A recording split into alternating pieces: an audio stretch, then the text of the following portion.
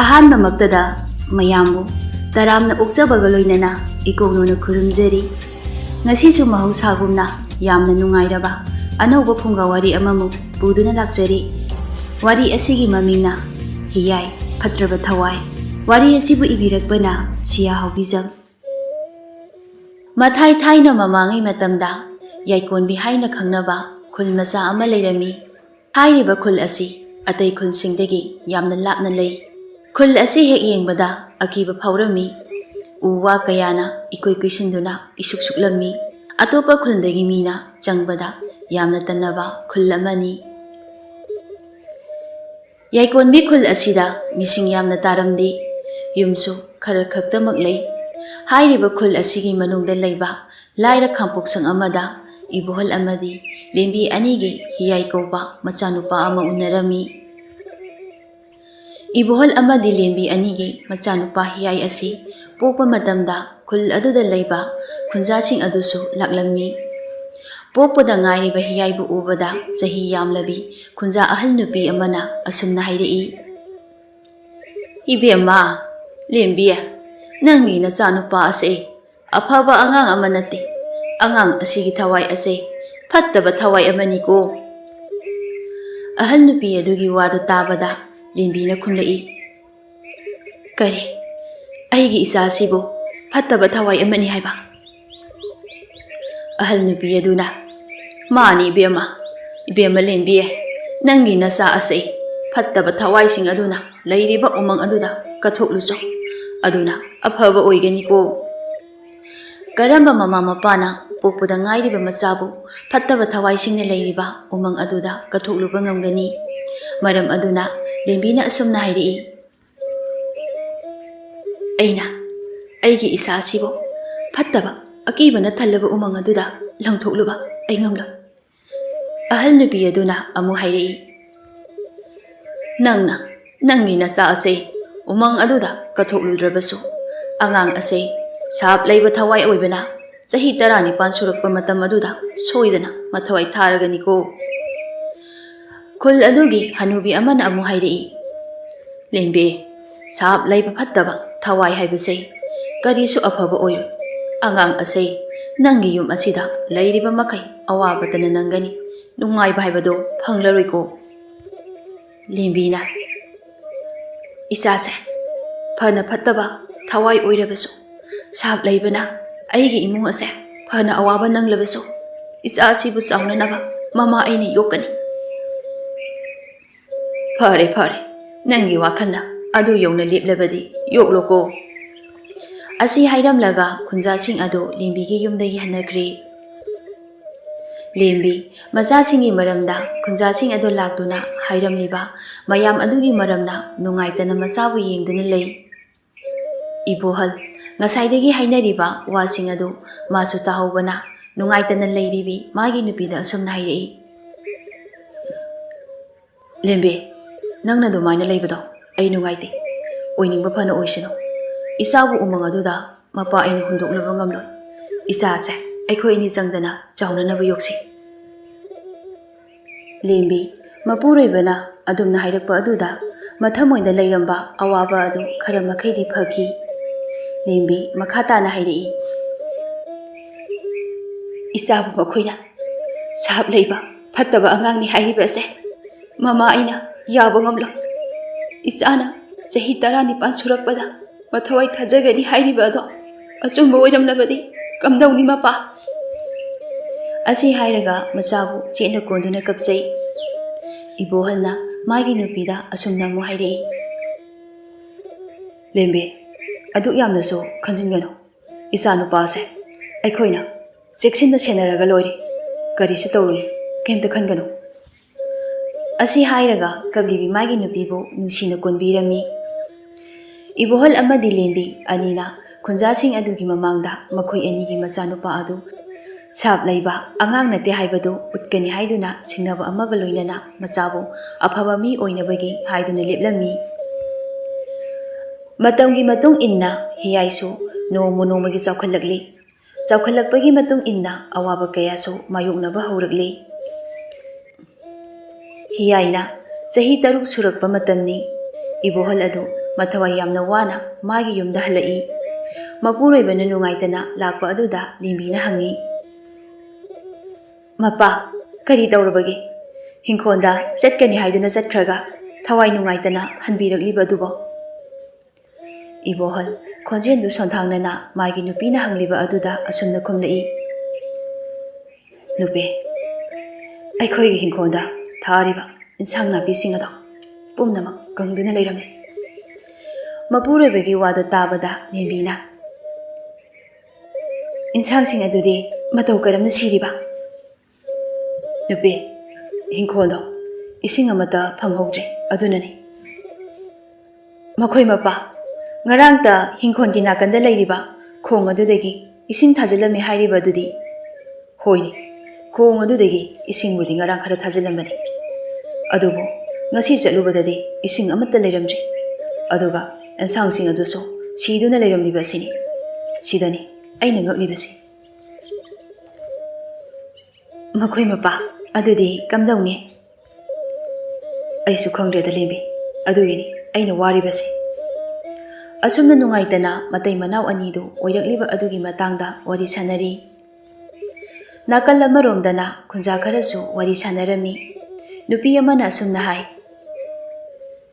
lembi khoigi imung ase haujikti kham thengna wa bhaibado oiredo mauna amana amu hairi wajaba tabane macha nupa ado pokpa matam aduda phattaba thawaini umangda lamthoko haibabu yajaramdaba yarudabadugine haujik wariba adu lembi bu nungsijabi khara ahal oibi nupi amana amu asumna hairi kari noni bema nangna hairiba duba pokpada ngairiba macha adubu kanana tamthiraba umang aduda hundok ningdoriba none mauna amana amu khumlei ho makhoida wariba adugi som nungaitadana haibani aibu adug yamna thamoi kanbi nupi dawna amu khanbira anu ahan nupi aduna nangbu thamoi kandedi kanana hairiba ha pokpada ngairiba macha adubu umangda langthokige haide hairiba nangbu minungsi leibiga amu saranu ibema mauna amana mu haire kari noise isi anina amu khanara isibo toklo yare asi haina duna khanariba adubu khamdukli migi miwa ngangnarambi nupi mayam adu khanarakpa aduda mayumda loina hanakri mahoksa lairenbi magi khongchati kaidana adumak chatpana nong amuk ngan numit amukta asumna leptana chatkibana chahi sufani yamna haujinkri hiyai su haujikti chahi 13 mapung pharakpa matamni noma khul aduda akanba nuksit amana humlakpada ibohalgi khampoksang adu humdokhirami yum adu nuksit akanba aduna humlakpa aduda kari amata lokhatpa yaramde pumnamak loina teklammi teklaba yum adubu ibohalna semjanduna leiringai matam aduda khul adugi nupi adu lembigi mayumda laktuna asumna hairami lembiya aina haikibaduni nangi nachanupa hiyaya sei adumak leirabadi nakhoigi imung ase awabata nangani haina ahal nupi aduna hairagliba wa aduda limbina khumlai ai hanasu haijakhiba aduri oiningba oijasanu thoningba thoksanu isabu mama aina chaunanaba yokhigani haujiksu nangi wakhal hongdriba oire matung tarakpada thoklakkadaba awaba thaudo amagidamak mayoknanaba amu sem saroko asi hairamlaga ahal nupi adu chatkre lembisu thoina khanjiluba tawdana magi nupani yum semjiliba adubu mateng panglammi nakal amaromdana suningdabi khunja nupi khara lembi hoigi matangda wari sanari amubina sumna haire nungbu nungaitene ise lembido macha nupa hiyai ase hek poklakpadagini nungaiba haibase suphang hek phanglaktribase khomdona amu haire hingkhonda pochai khara thajaba adusu loina hek siri mayum asisu nungsina amu loina thudekbire masi pumnama ase macha nupa ase leibagini tasengba maksu hiyai leibadagi khul asibu koliba lairenbi aduna hiyaibu khul aduda leitanabagi damakta ibohalgi imung ase awaba kaya piribani hiyai asi asamba angang nati Hayeng sauraga khul asibu koliba lai aduda phoba singnarakani khanbadagi hiyaibu khul aduda leitanaba awaba pikibani. Hiyaigi punsi asi nungaiba punsi haibadu adudi natte. Mabu khul aduda leiriba miyoi singna mahakbu sab leiba phattaba thawaina olakpa angangni haiduna tathi tawoina tawbirami. Khul adugi angang mayam amana sanaduna leiriba aduda hiyaisu sanaba laklami. Adubu mayam aduna mabu sanaba yahonbiramdi. Sanaba yahonbibagi mahutta leimai aduda phamthau haiduna phamthahalaga angang mayam aduna ikoi kuisinduna laknarami. Angang amana asumna hairei. Hiyai nangdi afaba angang nate phattaba thawai amani. Amana amu sab leiba nanga aikhoiga puna sanaba yade habase nang khangdawraba. Angang amana amu he phattaba macha nang khul asida kayam kuina leikhidoino nang leiri makai aikhoi ining tamna sanaba phanglaroi. Hiyai na amu khumlai ai phattaba thawai nate aduga sab leiba angang amasu nate nakhoiga sanadrabasu ithanda sanagani. Angang amana adudi nang sida kaidawai laino nayumda nathanda sanaba yadro ha. Asumna khul aduda leiriba angang mayam aduna hiyaibu toina toina laknabiba kaya tawbirami. Hiyaidu numidang wayam aduda mayumda halai mamagi mafamda asumna hangjerai. Ima ai pukse lamana yadre chananaba karisu leitrabo. Machana puk lame haiba wadu tabada lembi thamoi kairami. Adubu chananaba karisu leitabana machada sumna hairei.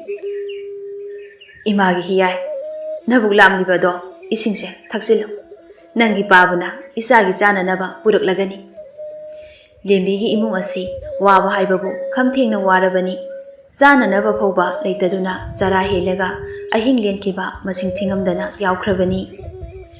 Hiyaisu ising adubu yamna hauna mabuk thannaba thaksilli. Tanja aduda mapa ibohaldu makhutta mairil achauba ama pairaga lai. Ibohalna magi nupi lembida asumna hairei. Lembe mairil ase oina phuluro masi charaga ahing ase lelasi. Lenbi magi nupana purakliba mairil adubu phutnanaba imungda pusinduna changki. Ibohal lembi amadi machanupa hiyai chakhumda punna phammi. Ibohalna machanupada asumna hanglai. Ipagi hiyai nangbo nabu lamlabro. Hiyaina au paba ayuksu chanaba karisu leitabadagi chadi. Ibohalna amu namana mairil phulibase mullaga nabuk thana charo. Hiyaina mapada sumna hairei. Ado paba khul asigi mi singsina aibu he ubaga phattaba thawaina olakpa angangni he haise kaigino paba. Machagi wahang aduda ibohal amadi lembi anidu yingnei. Aduga mama lembina oina khumlai. Imagi hiyai isabu moina kalaktana khambandana hairibane. Karisu khanganu isasidi nangna chauraba matamda khul asibu afaba nungaiba khul ama ohellu. Awaba taraba khunjasingda angamba mateng paung. Matam aduda hauji isada thina ngangnariba mayam ase isa lande haibado khanglakaniko. Hiyaina asumna amu hairi. Aina chauraba matamda thabak suduna sen mayam talaga imaga pabagasu mabuk thanna pijagani adugane ima nungaina thambidoine. Machagi wadu tabada mapa ibohalna hairei. Aduni mama mapana haiba inba afaba macha haibase mina nangonda phattana tawraklabasu tawrakliba mi aduda afaba taw matam aduda masa mathanta ikaiduna tokradabani. Hoi paba ai afaba tawge moida phattaba thabak tawro. Lenbisu mana phuliba mayel adu mulladuna parta amada haidoi aduga sumna hairei. Imagi hiyai lao mayel afutpa ase chararo makhoi mapagisu sida leijari. Hiyaido puklambane hemanbadagi maithakdagi thangtharakpada ngairiba adu lautharaga chari sabaga amata changkhidri. Lembina imagi hiyai pokpa tarine ima inghanbigi gi ngaikhoni nangbo. Mama khara thuna inghalo ai puklameba. Hoi ꯏꯃꯥꯅ ꯊꯨꯅ ꯏꯪꯍꯟꯒꯦ꯫ ꯃꯃꯥꯅ ꯏꯪꯍꯜꯂꯤꯕ ꯃꯥꯏꯔꯦꯟ ꯑꯐꯨꯠꯄ ꯑꯗꯨ ꯍꯥꯎꯅ ꯆꯥꯔꯤ ꯆꯥꯅ ꯆꯥꯅ ꯍꯤꯌꯥꯏꯅ ꯍꯥꯏꯔꯛꯏ, ꯃꯃꯥ ꯅꯪꯁꯨ ꯆꯥꯔꯣ꯫ ꯏꯃꯥꯗꯤ ꯀꯣꯟꯅ ꯆꯥꯔꯒꯦ, ꯏꯆꯥ ꯍꯥꯟꯅ ꯅꯕꯨꯛ ꯊꯟꯅꯕ ꯆꯥꯔꯣ꯫ ꯍꯤꯌꯥꯏꯅ ꯃꯥꯏꯔꯦꯟ ꯑꯐꯨꯠꯄ ꯑꯃ ꯄꯥꯏꯔꯒ ꯃꯃꯥꯗ ꯏꯟꯗꯨꯅ ꯍꯥꯏꯔꯛꯏ, ꯃꯃꯥ ꯅꯌꯥ ꯀꯥꯊꯣꯛ ꯑꯩ ꯏꯟꯕꯤꯒꯦ꯫ ꯑꯁꯤ ꯍꯥꯏꯔꯒ ꯃꯥꯏꯔꯦꯟ ꯑꯐꯨꯠꯄ ꯑꯗꯨꯕꯨ ꯃꯃꯥꯅ ꯃꯥꯒꯤ ꯏꯪꯍꯜꯂꯤꯕ ꯑꯗꯨꯝꯅ ꯃꯆꯤꯟꯗꯨꯅ ꯐꯨ ꯀꯥꯝꯂꯒ ꯍꯥꯏꯔꯛꯏ, ꯏꯃꯥ ꯏꯍꯥ ꯀꯥꯊꯣꯛ ꯍꯥꯏꯕꯅꯤ, ꯁꯦ ꯏꯟꯕꯤꯔꯛꯀꯦꯕ꯫ ꯂꯦꯝꯕꯤ ꯃꯆꯥꯅ ꯇꯧꯔꯤꯕ ꯑꯗꯨꯗ ꯃꯤꯂꯨ ꯄꯤꯔꯥꯡ ꯁꯤꯟꯊꯗꯨꯅ ꯑꯁꯨꯝꯅ ꯍꯥꯏꯔꯛꯏ, ꯀꯗꯥꯏ ꯏꯃꯥꯗ ꯏꯜꯂꯨ꯫ ꯍꯤꯌꯥꯏꯅ ꯃꯥꯏꯔꯦꯟ ꯑꯐꯨꯠꯄ ꯑꯗꯨꯕꯨ ꯃꯃꯥꯗ ꯏꯟꯕꯤꯔꯝꯃꯤ, ꯑꯗꯨꯒ ꯑꯃꯨꯛ ꯍꯪꯂꯛꯏ, ꯏꯃꯥ ꯑꯩꯅ ꯏꯟꯕꯗꯣ ꯍꯥꯎꯕ꯭ꯔꯥ? ꯏꯆꯥꯅ ꯏꯟꯕꯁꯦ ꯌꯥꯝꯅ ꯍꯥꯎꯏ꯫ ꯂꯦꯝꯕꯤꯗꯨ ꯃꯄꯤ ꯁꯤꯟꯊꯕꯗꯤ ꯂꯦꯞꯂꯝꯗꯦ꯫ ꯃꯃꯥ ꯃꯆꯥꯒꯤ ꯃꯇꯧ ꯑꯗꯨ ꯉꯁꯥꯏ ꯃꯈꯩ ꯌꯦꯡꯗꯨꯅ ꯂꯩꯔꯤꯕ ꯏꯕꯣꯛꯍꯟꯅ ꯑꯁꯨꯝꯅ ꯍꯥꯏꯔꯛꯏ, ꯂꯦꯝꯕꯤ ꯑꯗꯣꯝꯅ ꯅꯆꯥꯒꯤ ꯃꯃꯥꯡꯗ ꯇꯧꯒꯅꯨꯕ꯫ ꯍꯤꯌꯥꯏꯅ ꯃꯄꯥꯗ ꯀꯧꯔꯛꯏ, ꯕꯥꯕꯥ ꯄꯥꯕꯒꯤꯁꯨ ꯏꯟꯕꯤꯒꯦ꯫ ꯑꯁꯤ ꯍꯥꯏꯗꯨꯅ ꯃꯄꯥꯗꯁꯨ ꯃꯥꯏꯔꯦꯟ ꯑꯐꯨꯠꯄ ꯑꯗꯨ ꯏꯜꯂꯝꯃꯤ, ꯑꯗꯨꯒ ꯍꯪꯂꯛꯏ, ꯍꯥꯎꯕ꯭ꯔꯥ ꯄꯥꯕ? ꯏꯆꯥꯅ ꯏꯟꯕꯁꯦ ꯑꯣꯟꯊꯣꯛꯅ ꯍꯥꯎꯈ꯭ꯔꯦꯗ, ꯁꯦ ꯄꯥꯕꯅꯅꯦ ꯏꯆꯥꯒꯤ ꯑꯃꯨꯛ ꯏꯟꯊꯣꯛꯀꯦ꯫ ꯑꯁꯨꯝꯅ ꯃꯄꯥ ꯃꯃꯥ ꯃꯆꯥ ꯃꯈꯣꯏ ꯑꯍꯨꯝ ꯑꯗꯨ ꯃꯥꯏꯔꯦꯟ ꯑꯐꯨꯠꯄ ꯑꯗꯨꯕꯨ ꯆꯥꯕ ꯂꯣꯏꯔꯗꯨꯅ ꯑꯍꯤꯡ ꯑꯗꯨ ꯄꯣꯊꯥꯅꯔꯝꯃꯤ꯫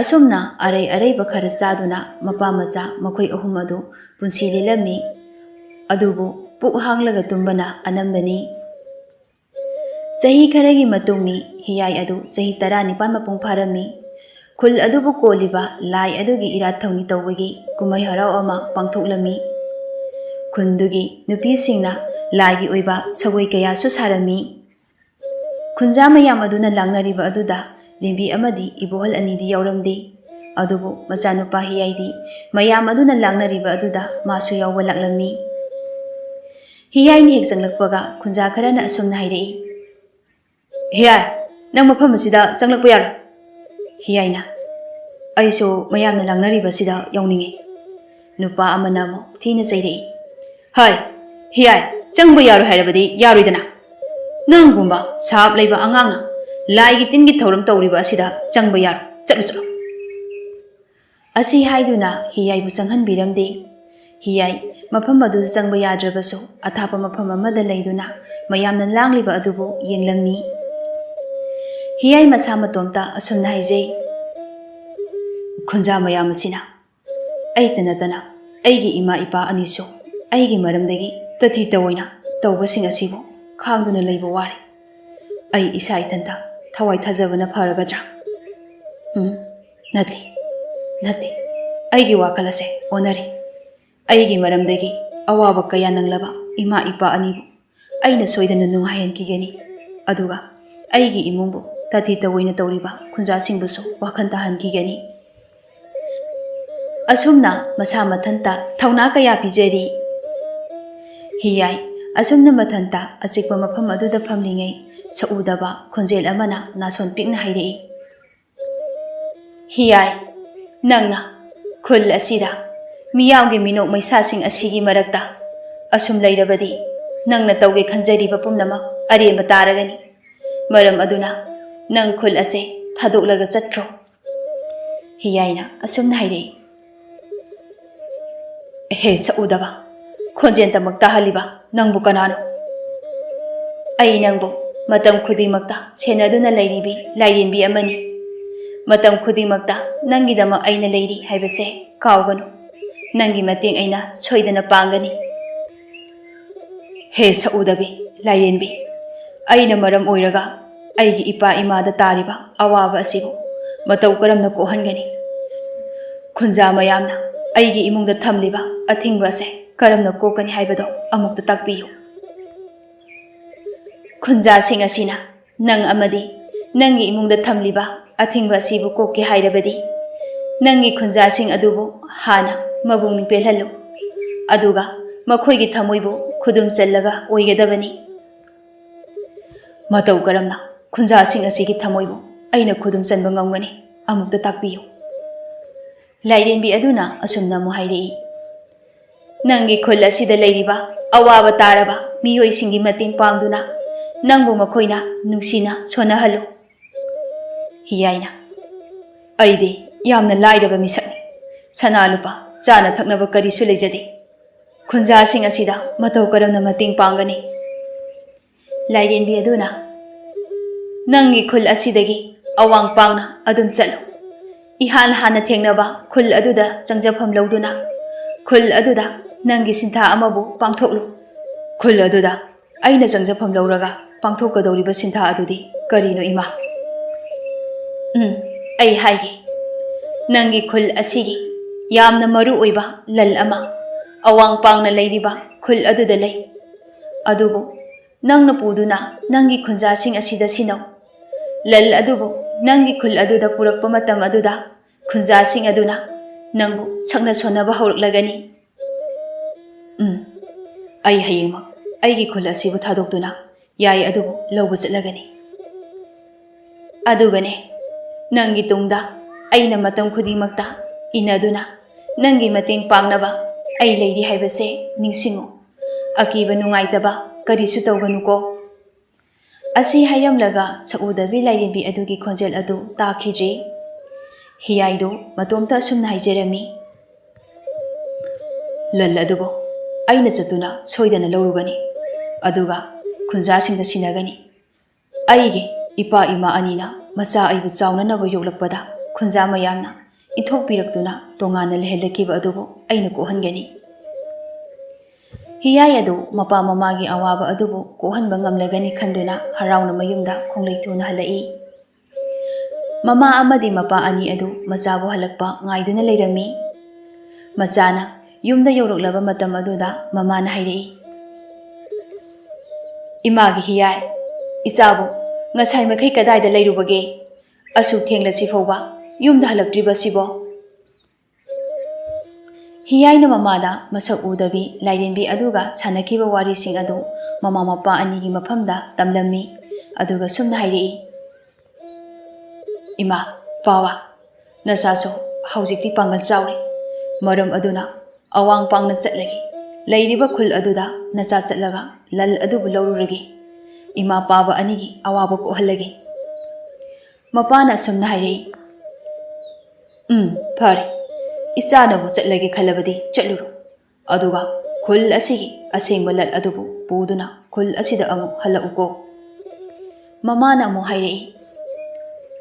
Ibungo chananaba ase khara khara chaminarasise aduga isa pothanaba tawru hayeng isana chatkadoriba khongchat ado phana sangba khongchat oigani.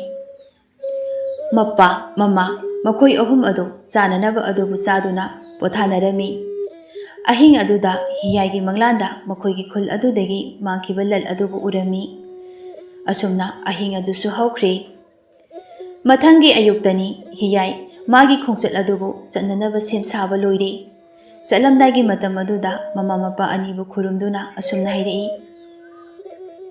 Ima pawa nacha chacharukhige lal adubu puduna nacha thuna khul asida amu hanjaraki. Mapana sumna hairei. Isana chatkadoriba khongchat ado namai pakcharoko. Mamana machabu manam nambiduna makokta nanthabiduna asumna hairei. Isagi khongchat aduda nakok phoba chiktaba oyu soida ngamdana nathau adubu pangthoklaga yum asida amo halau. Isana halakpado nangi pabaga imagana ngairamge ko ibungo. Hiyaina ima pawa nacha chaluki nachana mai paktuna hanjaraki. Asi hairamlaga hiyai adu magi khongchat adugidamakta khongsanba haurakli. Asum lakpana magi khul adugi aroiba mafam adu yaurakli. Hiyai mamai adu leithoklaga khul adu tamna yenglai aduga sumna hairei. Aigi pongnafam khul asibu konbiriba lairenbi ima aigi paba amadi ima anibu lairenbi imana nacha aina halaktri phawba ngak senduna thambiramuko. Asi hairaga magi khongchat adu makhatana chatpa hawi. Asum lakpana magi nungsiraba khul adudagi yamna lapna lakli. Leptana lakpana numidangi matam oiraklami. ꯍꯤꯌꯥꯏꯗꯨ ꯑꯍꯤꯡ ꯑꯗꯨꯃ ꯌꯥꯔꯤꯛꯅꯕ ꯃꯥꯒꯤ ꯃꯐꯝ ꯆꯥꯕ ꯃꯐꯝ ꯑꯃ ꯊꯤꯔꯛꯄꯗ ꯆꯥꯎꯔꯕ ꯁꯅꯥ ꯈꯣꯡꯅꯥꯡ ꯑꯃ ꯊꯦꯡꯅꯔꯝꯃꯤ꯫ ꯍꯤꯌꯥꯏꯗꯨ ꯑꯁꯨꯝꯅ ꯍꯥꯏꯖꯩ, ꯆꯥꯎꯔꯕ ꯁꯅꯥ ꯈꯣꯡꯅꯥꯡ ꯑꯁꯤꯒꯤ ꯃꯈꯣꯡꯗ ꯑꯍꯤꯡ ꯑꯁꯤꯃꯗꯤ ꯌꯥꯔꯤꯛꯂꯒꯦ꯫ ꯑꯁꯤ ꯍꯥꯏꯗꯨꯅ ꯍꯤꯌꯥꯏꯗꯨ ꯁꯅꯥ ꯈꯣꯡꯅꯥꯡ ꯑꯗꯨꯒꯤ ꯃꯈꯣꯡꯗ ꯅꯤꯡꯉꯥꯏꯗꯅ ꯇꯨꯝꯂꯝꯃꯤ꯫ ꯑꯌꯨꯛꯇꯒꯤ ꯂꯦꯞꯇꯅ ꯂꯥꯛꯄꯒꯤ ꯋꯥꯃꯟꯕꯅ ꯍꯤꯌꯥꯏ ꯑꯗꯨ ꯐꯖꯅ ꯇꯨꯝꯊꯈ꯭ꯔꯦ꯫ ꯃꯊꯪꯒꯤ ꯑꯌꯨꯛꯅꯤ ꯍꯤꯌꯥꯏ ꯃꯤꯀꯞ ꯊꯣꯛꯂꯛꯇꯨꯅ ꯃꯥꯒꯤ ꯈꯣꯡꯆꯠ ꯑꯗꯨꯕꯨ ꯃꯈꯥ ꯇꯥꯅ ꯑꯃꯨꯛ ꯆꯠꯄ ꯍꯧꯏ꯫ ꯐꯅ ꯌꯥꯝꯅ ꯂꯥꯞꯅ ꯂꯥꯛꯂꯕ ꯇꯨꯡꯗ ꯈꯨꯜ ꯑꯃ ꯊꯦꯡꯅꯔꯝꯃꯤ꯫ ꯂꯥꯏꯔꯦꯟꯕꯤ ꯑꯗꯨꯅ ꯍꯥꯏꯔꯛꯈꯤꯕꯒꯤ ꯃꯇꯨꯡ ꯏꯟꯅ ꯍꯤꯌꯥꯏ ꯃꯥꯒꯤ ꯆꯪꯖꯐꯝ ꯍꯥꯟꯅ ꯊꯤꯔꯝꯃꯤ꯫ ꯍꯤꯌꯥꯏ ꯃꯥꯅ ꯊꯨꯡꯂꯨꯔꯤꯕ ꯈꯨꯜ ꯑꯗꯨꯒꯤ ꯑꯇꯩ ꯌꯨꯝꯁꯤꯡꯗꯨꯗꯒꯤ ꯇꯣꯉꯥꯟꯅ ꯃꯇꯥꯏ ꯏꯊꯪ ꯊꯪꯅ ꯂꯩꯕ ꯄꯤꯛꯇꯛ ꯇꯧꯕ ꯈꯥꯡꯄꯣꯛꯁꯪ ꯑꯗꯨꯗ ꯆꯪꯖꯐꯝ ꯂꯧꯔꯒꯦ ꯈꯜꯂꯤ꯫ ꯑꯗꯨꯅ ꯆꯪꯂꯛꯂꯝꯃꯤ꯫ ꯍꯤꯌꯥꯏ ꯈꯥꯡꯄꯣꯛꯁꯪ ꯑꯗꯨꯒꯤ ꯃꯄꯥꯟꯗ ꯂꯦꯞꯂꯗꯨꯅ ꯑꯁꯨꯝꯅ ꯀꯧꯖꯔꯛꯏ, ꯌꯨꯝ ꯑꯁꯤꯕꯨ ꯀꯅꯥ ꯀꯅꯥ ꯂꯩꯕꯒꯦ? ꯃꯄꯥꯟꯗ ꯑꯃꯨꯛꯇ ꯊꯣꯛꯄꯤꯔꯛꯑꯣ꯫ ꯌꯥꯝꯅ ꯑꯍꯜ ꯑꯣꯏꯔꯕꯤ ꯍꯅꯨꯕꯤ ꯑꯃ ꯁꯣꯜꯂꯤ ꯁꯣꯜꯂꯤ ꯇꯧꯗꯨꯅ ꯃꯄꯥꯟꯗ ꯊꯣꯛꯂꯛꯂꯤ꯫ ꯑꯗꯨꯒ ꯍꯪꯂꯛꯏ, ꯏꯕꯨꯡꯉꯣ, ꯀꯔꯤ ꯍꯪꯒꯦ ꯍꯥꯏꯕꯅꯣ? ꯍꯤꯌꯥꯏꯅ, ꯑꯕꯣ, ꯑꯩ ꯈꯨꯜ ꯑꯁꯤꯗꯒꯤ ꯃꯈꯥ ꯄꯥꯡꯅ ꯆꯠꯂꯒ ꯂꯩꯕ ꯈꯨꯜ ꯑꯃꯗꯒꯤ ꯃꯐꯝ ꯑꯁꯤꯗ ꯊꯕꯛ ꯑꯃꯒꯤ ꯂꯥꯛꯆꯕꯅꯤ꯫ ꯑꯕꯣꯛꯀꯤ ꯌꯨꯝ ꯑꯁꯤꯗ ꯃꯇꯝ ꯈꯔꯗꯪ ꯂꯩꯖꯒꯦ ꯍꯥꯏꯗꯨꯅ ꯆꯪꯖꯔꯛꯄꯅꯤ ꯑꯕꯣ꯫ ꯍꯅꯨꯕꯤ ꯑꯗꯨꯅ, ꯅꯪꯒꯤ ꯊꯕꯛ ꯑꯗꯣ ꯂꯣꯏꯗ꯭ꯔꯤ ꯐꯥꯎꯕ ꯑꯕꯣꯛꯀꯤ ꯑꯁꯤꯗ ꯅꯨꯡꯉꯥꯏꯅ ꯂꯩꯊꯣꯛꯎ, ꯆꯪꯂꯛꯑꯣ ꯆꯪꯂꯛꯑꯣ꯫ ꯍꯤꯌꯥꯏꯅ, ꯌꯥꯝꯅ ꯅꯨꯡꯉꯥꯏꯖꯔꯦ ꯑꯕꯣ, ꯑꯕꯣꯛꯅ ꯑꯩꯕꯨ ꯆꯪꯖꯐꯝ ꯄꯤꯕꯤꯕꯒꯤ꯫ ꯍꯅꯨꯕꯤ ꯑꯃꯗꯤ ꯍꯤꯌꯥꯏ ꯑꯗꯨ ꯌꯨꯝ ꯑꯗꯨꯒꯤ ꯃꯅꯨꯡꯗ ꯆꯪꯂꯛꯏ꯫ ꯍꯤꯌꯥꯏꯅ, ꯑꯕꯣ, ꯌꯨꯝ ꯃꯌꯥꯝ ꯑꯁꯤꯗꯒꯤ ꯃꯇꯥꯏ ꯏꯊꯪ ꯊꯪꯅ ꯑꯕꯣꯛꯀꯤ ꯌꯨꯝ ꯑꯁꯤꯅ ꯂꯩꯔꯝꯂꯤꯕꯁꯦ ꯀꯔꯤꯒꯤꯅꯣ ꯑꯕꯣ? ꯍꯅꯨꯕꯤ ꯑꯗꯨꯅ, ꯃꯐꯝ ꯑꯁꯤꯗ ꯅꯄꯨꯅ ꯍꯤꯡꯂꯤꯉꯩ ꯃꯇꯝ ꯑꯗꯨꯗ ꯃꯍꯩ ꯃꯔꯣꯡ ꯊꯥꯗꯨꯅ ꯑꯕꯣꯛꯀ ꯑꯗꯨꯝ ꯂꯩꯃꯤꯟꯅꯔꯛꯄ, ꯑꯗꯨꯗ ꯅꯄꯨꯅ ꯂꯩꯈꯤꯗ꯭ꯔꯕ ꯃꯇꯨꯡꯁꯨ ꯑꯕꯣꯛꯁꯨ ꯃꯐꯝ ꯑꯁꯤꯕꯨ ꯊꯥꯗꯣꯛꯄ ꯉꯝꯗ꯭ꯔꯦ, ꯑꯗꯨꯅ ꯑꯃꯨꯛ ꯂꯩꯈꯤꯕꯅꯤ꯫ ꯑꯕꯣ, ꯑꯕꯣꯛꯀꯤ ꯅꯆꯥꯅꯁꯨ ꯀꯅꯥꯁꯨ ꯂꯩꯇ꯭ꯔꯕ꯭ꯔꯣ ꯑꯕꯣ?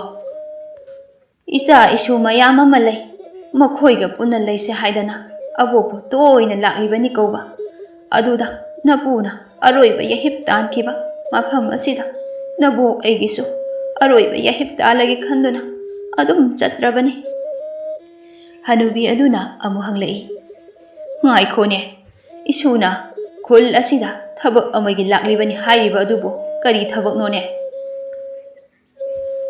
ꯑꯕꯣ, ꯑꯩꯒꯤ ꯈꯨꯜ ꯑꯗꯨꯗꯒꯤ ꯌꯥꯝꯅ ꯃꯔꯨ ꯑꯣꯏꯕ ꯂꯟ ꯑꯃ ꯈꯨꯜ ꯑꯁꯤꯗ ꯂꯩꯈꯤ ꯍꯥꯏ, ꯂꯟ ꯑꯗꯨꯕꯨ ꯂꯧꯕ ꯂꯥꯛꯂꯤꯕꯅꯦ ꯑꯕꯣ꯫ ꯐꯔꯦ ꯐꯔꯦ, ꯅꯪꯒꯤ ꯅꯊꯧ ꯑꯗꯣ ꯂꯣꯏꯗ꯭ꯔꯤ ꯐꯥꯎꯕ ꯍꯦꯛ ꯂꯩꯊꯣꯛꯎ ꯏꯁꯨꯁꯤꯗꯤ꯫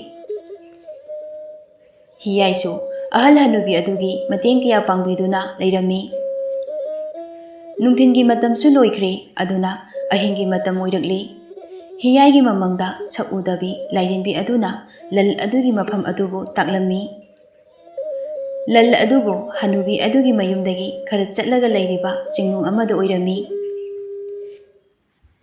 ꯍꯤꯌꯥꯏ ꯇꯨꯝꯂꯝꯕꯗꯒꯤ ꯃꯤꯀꯞ ꯊꯣꯛꯂꯛꯂꯝꯃꯤ꯫ ꯑꯗꯨꯒ ꯃꯥꯒꯤ ꯃꯃꯪꯗ ꯎꯔꯝꯕ ꯂꯟ ꯑꯗꯨꯒꯤ ꯂꯩꯐꯝ ꯑꯗꯨꯕꯨ ꯇꯥꯛꯂꯝꯕ ꯑꯗꯨꯗ ꯍꯔꯥꯎꯖꯩ꯫ ꯅꯣꯡꯉꯥꯜꯂꯤ ꯍꯤꯌꯥꯏ ꯃꯥꯒꯤ ꯃꯪꯂꯥꯟ ꯑꯗꯨꯗ ꯎꯈꯤꯕ ꯂꯟ ꯑꯗꯨꯒꯤ ꯂꯩꯐꯝ ꯑꯣꯏꯔꯤꯕ ꯆꯤꯡꯅꯨꯡ ꯑꯗꯨꯗ ꯂꯥꯛꯂꯤ꯫ ꯑꯁꯨꯝꯅ ꯁꯨꯝ ꯆꯪꯁꯤꯜꯂꯛꯄꯗ ꯐꯠꯇꯕ ꯂꯥꯏꯃꯨ ꯑꯃ ꯊꯣꯛꯂꯛꯇꯨꯅ ꯑꯁꯨꯝꯅ ꯍꯥꯏꯔꯛꯏ, ꯃꯐꯝ ꯑꯁꯤꯗ ꯀꯔꯤꯒꯤ ꯂꯥꯛꯂꯤꯕꯅꯣ? ꯅꯊꯋꯥꯏ ꯑꯗꯣ ꯍꯤꯡꯕ ꯄꯥꯝꯂꯕꯗꯤ ꯃꯐꯝ ꯑꯁꯦ ꯊꯥꯗꯣꯛꯂꯒ ꯆꯠꯈ꯭ꯔꯣ꯫ ꯍꯤꯌꯥꯏꯅ, ꯑꯩꯒꯤ ꯈꯨꯜꯗꯒꯤ ꯂꯧꯈꯤꯕ ꯂꯟ ꯑꯗꯨꯕꯨ ꯄꯨꯗꯅ ꯑꯩ ꯌꯨꯝꯗ ꯍꯜꯂꯣꯏ꯫ ꯐꯠꯇꯕ ꯂꯥꯏꯃꯨ ꯑꯗꯨꯅ ꯂꯥꯎ ꯈꯣꯡꯗꯨꯅ ꯇꯧꯗꯨꯅ ꯍꯤꯌꯥꯏꯕꯨ ꯀꯤꯅꯅꯕ ꯐꯅ ꯌꯥꯝꯅ ꯇꯧꯔꯝꯃꯤ꯫ ꯑꯗꯨꯕꯨ ꯍꯤꯌꯥꯏꯗꯤ ꯂꯥꯏꯔꯦꯟꯕꯤ ꯑꯗꯨꯅ ꯍꯥꯏꯈꯤꯕ, ꯑꯩ ꯅꯪꯒꯤ ꯅꯇꯨꯡꯗ ꯃꯇꯝ ꯆꯨꯞꯄꯗ ꯂꯩ, ꯅꯪꯒꯤ ꯃꯇꯦꯡ ꯄꯥꯡꯒꯅꯤ ꯍꯥꯏꯕ ꯑꯗꯨ ꯅꯤꯡꯁꯤꯡꯂꯛꯇꯨꯅ ꯑꯁꯨꯝꯅ ꯍꯥꯏꯔꯛꯏ, ꯑꯩꯒꯤ ꯈꯨꯜꯗꯒꯤ ꯄꯨꯈꯤꯕ ꯂꯟ ꯑꯗꯨꯕꯨ ꯄꯨꯗꯅ ꯑꯩ ꯍꯜꯂꯣꯏ꯫ ꯅꯪꯅ ꯐꯅ ꯌꯥꯝꯅ ꯀꯤꯅꯕ ꯇꯧꯔꯕꯁꯨ ꯂꯟ ꯑꯗꯨꯕꯨ ꯐꯪꯗ꯭ꯔꯤ ꯐꯥꯎꯕꯗꯤ ꯈꯣꯡꯐꯝ ꯂꯦꯡꯉꯣꯏ꯫ ꯂꯥꯏꯃꯨ ꯑꯗꯨꯁꯨ ꯈꯪꯂꯤ ꯃꯥꯅ ꯐꯅ ꯀꯤꯅꯕ ꯇꯧꯔꯕꯁꯨ ꯅꯨꯄꯥ ꯑꯗꯨꯅ ꯀꯔꯤꯁꯨ ꯍꯜꯂꯔꯣꯏ ꯍꯥꯏꯕ, ꯃꯔꯝ ꯑꯗꯨꯅ ꯑꯁꯨꯝꯅ ꯍꯥꯏꯔꯛꯏ,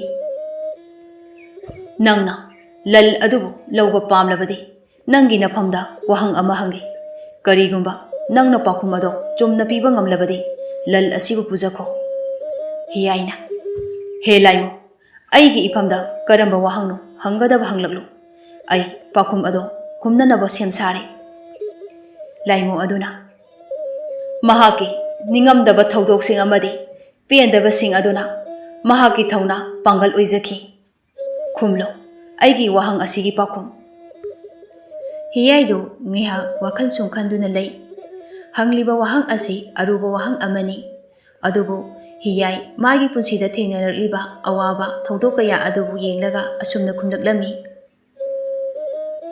ꯋꯥꯍꯪ ꯑꯗꯨꯒꯤ ꯄꯥꯎꯈꯨꯝꯗꯤ ꯑꯁꯥꯅꯤ ꯑꯁꯥ ꯍꯥꯏꯕꯁꯤ ꯂꯩꯇ꯭ꯔꯕꯗꯤ ꯑꯩꯈꯣꯏꯒꯤ ꯇꯨꯡꯒꯤ ꯂꯝꯕꯤ ꯃꯥꯡꯈꯤꯒꯅꯤ ꯑꯃꯗꯤ ꯊꯧꯅꯥ ꯄꯥꯡꯒꯜ ꯄꯨꯝꯅꯃꯛ ꯃꯥꯡꯈꯤꯒꯅꯤ ꯑꯁꯥꯅ ꯈ꯭ꯋꯥꯏꯗꯒꯤ ꯃꯝꯂꯕ ꯃꯇꯝꯗ ꯑꯩꯈꯣꯏꯕꯨ ꯂꯝꯖꯤꯡꯕꯤꯒꯅꯤ ꯄꯥꯎꯈꯨꯝ ꯑꯗꯨ ꯑꯆꯨꯝꯕ ꯄꯥꯎꯈꯨꯝ ꯑꯣꯏꯕꯅ ꯂꯥꯏꯃꯨ ꯑꯗꯨꯅ ꯑꯁꯨꯝꯅ ꯍꯥꯏꯔꯛꯏ ꯅꯪꯅ ꯑꯩꯒꯤ ꯋꯥꯍꯪꯒꯤ ꯄꯥꯎꯈꯨꯝ ꯑꯗꯣ ꯆꯨꯝꯅ ꯄꯤꯔꯕꯅꯤꯅ ꯅꯪꯅ ꯂꯧꯕ ꯂꯥꯛꯂꯤꯕ ꯂꯜ ꯑꯗꯣ ꯄꯨꯖꯈ꯭ꯔꯣ ꯍꯤꯌꯥꯏ ꯂꯜ ꯑꯗꯨꯕꯨ ꯄꯨꯗꯨꯅ ꯍꯅꯨꯕꯤ ꯑꯗꯨꯒꯤ ꯃꯅꯥꯛꯇ ꯑꯃꯨꯛ ꯂꯥꯛꯂꯤ ꯑꯗꯨꯒ ꯁꯨꯝꯅ ꯍꯥꯏ ꯑꯕꯣ ꯍꯧꯖꯤꯛꯇꯤ ꯑꯩꯒꯤ ꯇꯧꯒꯗꯕ ꯊꯕꯛ ꯑꯗꯣ ꯄꯥꯡꯊꯣꯛꯄ ꯂꯣꯏꯔꯤ ꯃꯔꯝ ꯑꯗꯨꯅ ꯑꯩꯒꯤ ꯈꯨꯜꯗ ꯑꯃꯨꯛ ꯍꯟꯖꯈ꯭ꯔꯒꯦ ꯑꯁꯤ ꯍꯥꯏꯔꯝꯂꯒ ꯍꯤꯌꯥꯏꯗꯨ ꯃꯥꯒꯤ ꯈꯨꯜ ꯇꯝꯅ ꯍꯜꯂꯛꯂꯦ ꯃꯥꯒꯤ ꯈꯨꯜ ꯑꯗꯨ ꯌꯧꯔꯛꯂꯕ ꯃꯇꯨꯡ ꯈꯨꯜ ꯑꯗꯨꯒꯤ ꯃꯔꯨꯑꯣꯏꯕ ꯂꯜ ꯑꯗꯨꯕꯨ ꯈꯨꯟꯖꯥꯁꯤꯡꯒꯤ ꯃꯐꯝꯗ ꯁꯤꯟꯅꯔꯝꯃꯤ ꯑꯗꯨꯒ ꯈꯨꯜ ꯑꯗꯨꯒꯤ ꯃꯇꯝ ꯀꯨꯏꯅꯗꯒꯤ ꯃꯥꯡꯂꯨꯔꯕ ꯃꯔꯨꯑꯣꯏꯕ ꯂꯜ ꯑꯗꯨꯕꯨ ꯍꯤꯌꯥꯏꯅ ꯑꯃꯨꯛ ꯍꯟꯅ ꯄꯨꯔꯛꯄ ꯑꯗꯨꯗ ꯍꯤꯌꯥꯏꯕꯨ ꯈꯨꯟꯖꯥꯁꯤꯡ ꯑꯗꯨꯅ ꯅꯨꯡꯁꯤꯅ ꯂꯨꯅ ꯇꯧꯕꯤꯔꯝꯃꯤ ꯃꯇꯝ ꯀꯨꯏꯅ ꯈꯨꯟꯖꯥꯁꯤꯡ ꯑꯗꯨꯅ ꯇꯊꯤ ꯇꯑꯣꯏꯅ ꯇꯧꯕꯤꯔꯝꯂꯕ ꯏꯕꯣꯍꯜ ꯑꯃꯗꯤ ꯂꯦꯝꯕꯤ ꯃꯈꯣꯏ ꯑꯅꯤꯕꯨ ꯍꯥꯟꯅꯒꯨꯝꯅ ꯃꯌꯥꯝꯒꯤ ꯃꯔꯛꯇ ꯇꯣꯟꯅ ꯇꯤꯟꯅꯗꯨꯅ ꯍꯔꯥꯎ ꯍꯔꯥꯎ ꯂꯩꯃꯤꯟꯅꯔꯝꯃꯤ ꯈꯨꯜ ꯑꯗꯨꯒꯤ ꯃꯔꯨꯑꯣꯏꯕ ꯂꯜ ꯑꯗꯨꯕꯨ ꯍꯤꯌꯥꯏꯅ ꯄꯨꯔꯛꯄꯗꯒꯤ ꯈꯨꯜ ꯑꯗꯨ ꯃꯁꯤꯛ ꯃꯉꯥꯜ ꯊꯣꯛꯅ ꯅꯨꯡꯉꯥꯏꯕ ꯈꯨꯜ ꯑꯃ ꯍꯥꯏꯕꯗꯨ ꯑꯣꯏꯔꯛꯂꯦ ꯈꯨꯜ ꯑꯗꯨꯕꯨ ꯀꯣꯜꯂꯤꯕ ꯂꯥꯏꯔꯦꯝꯕꯤ ꯑꯗꯨꯅꯁꯨ ꯍꯤꯌꯥꯏꯕꯨ ꯐꯠꯇꯕ ꯑꯃꯅꯤ ꯈꯟꯗꯨꯅ ꯃꯥꯡꯍꯟ ꯇꯥꯍꯟꯈꯤꯅꯕ ꯌꯥꯝꯅ ꯍꯣꯠꯅꯈꯤꯕꯅꯤ ꯃꯥꯡꯍꯟ ꯇꯥꯍꯟꯈꯤꯕ ꯃꯌꯥꯝ ꯑꯗꯨꯒꯤ ꯑꯋꯥꯠ ꯑꯄꯥ ꯂꯩꯇꯕ ꯃꯤ ꯑꯃ ꯑꯣꯏꯍꯜꯂꯝꯃꯤ ꯃꯃꯥ ꯃꯄꯥ ꯑꯅꯤ ꯑꯗꯨ ꯃꯆꯥꯅꯨꯄꯥ ꯍꯤꯌꯥꯏꯒꯤ ꯃꯄꯥꯟꯗꯒꯤ ꯅꯨꯡꯉꯥꯏꯅ ꯄꯨꯟꯁꯤ ꯂꯦꯟꯈꯤ